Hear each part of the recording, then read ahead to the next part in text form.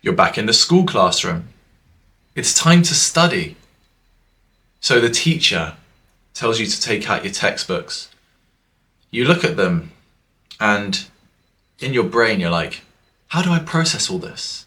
How do I memorize this? I certainly did. I have Asperger's syndrome, and that makes it hard to learn the way others want me to learn. In school, it's all about taking notes, gathering them and keeping them for your future exams. You have to remember them for months and prepare for those questions that you never know are coming.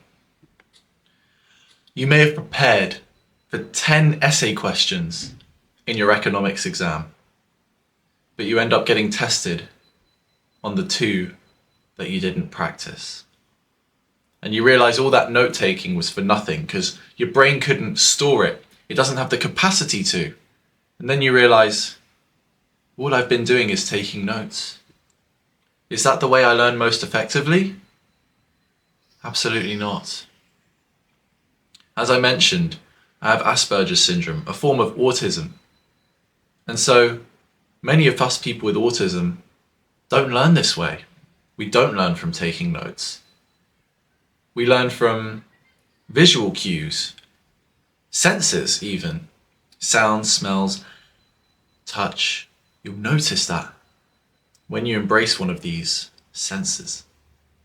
In a particular moment, you'll think back to when you experienced that same sense, and it reminds you of it. That's why when you smell a food that you love, it brings back the memories of when you last ate it, including the visuals. Say you might have smelt fish and chips in the city, and when I do, I can instantly visualize the coast of Brighton on a hot July day, and it brings a smile to my face. I'm thinking, that's where the memory came from. I remember every detail about that. And then you think, oh, I remembered every detail. So why don't I do this with my schoolwork? With the notes I take in class? I thought, that's the solution. We should be implementing that into our work. And so, in that economics class, I decided to associate some parts of it to aspects of my life which I could relate to. In fact, we were given a subscription to a website which promoted this. Every economics subject, it gave an example on a whiteboard. It was hand-drawn animation. And in one instance, they gave us an example of how the market changes, price and demand. And so they used Dr. Dre as an example. Dr. Dre sold beats to Apple for billions of dollars. And when it gave the example of Dr. Dre selling beats to Apple, it talked about how the market changed with a picture of his face next to it. And that poorly drawn picture, I don't know what it was just so funny. It evoked a memory within me that surpassed the conscious memory. The conscious memory is a part of your brain that processes immediate information and then quickly discards it.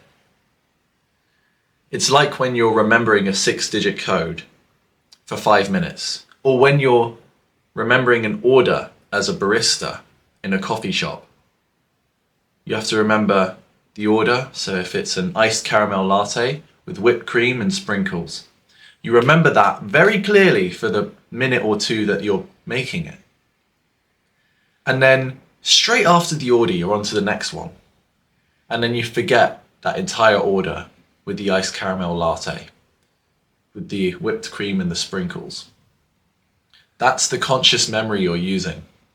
If you use your 5 senses and associate that with a memory, like with me and fish and chips, with Brighton on a hot July day, that is using the subconscious memory, where you're using your photographic memory skills. Because I was told that we all have photographic memory skills to a certain degree. That's why you remember the entire scenario of where you were when you evoke that memory. Those memories stay with you forever. Those are the powerful ones. Those are the memories you need to be using in school. You have to be a visual learner, or not just visual, an audible learner, a sensual learner. You see, I'm using all of the senses here, and you can use even more. It's powerful when you use the senses and memories to remember a core concept of your studies. Like with me in the economics example. I still remember that poorly drawn picture of Dr. Dre today, and the concept I was taught alongside it, thanks to that brilliant adaptation of studying. You have to use your senses. Taking notes is old-fashioned. You know, once my teacher told me that the first stage of mastering a skill is taking notes. Then it would be producing a mind map, say. This way you're using more visual cues to learn. That's a tip I used to revise my subjects for A-level. I used to sit in the learning support office and draw these out in my free periods. It was relaxing in there. The aura just calmed my nerves. And the stages go up and up and up. And then you get to the final stage, and that is teaching the skill to somebody new. So it's like giving someone that stage 1 level of learning. Yourself. Now you have mastered it because you remembered every concept and explained it well to them. That is the experienced form of learning.